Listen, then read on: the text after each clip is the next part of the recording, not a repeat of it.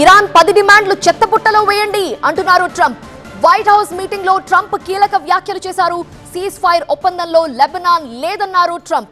తామెప్పుడు అలాంటి హామీ ఇవ్వలేదని ఉపాధ్యక్షుడు జేడీ వాన్స్ కూడా స్పష్టం చేశారు.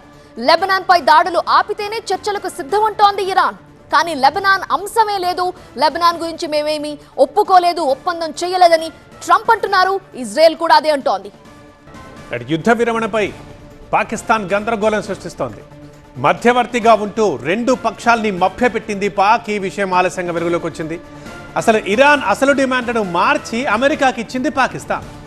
అమెరికా ప్రతిపాదన అసలు వివరాలు దాచిపెట్టింది పాకిస్తాన్. అమెరికా ఉపాధ్యక్షుడి నుంచి వైట్ హౌస్ ఆఫీస్ దాకా అందరినీ గందరగోళానికి గురి చేసింది పాకిస్తాన్. దట్ ఈస్ పాకిస్తాన్ అని అనిపించుకుంది. ఇక పాకిస్తాన్ తీరుపై అసహనం వ్యక్తం చేస్తున్నాయి అటు అమెరికా ఇటు ఇరాన్. ఇరాన్ 10 డిమాండ్లు తాము ఒప్పుకునేది లేదంటోంది అమెరికా. లెబనాన్పై దాడులు ఆపాల్సిందే అంటోంది ఇరాన్.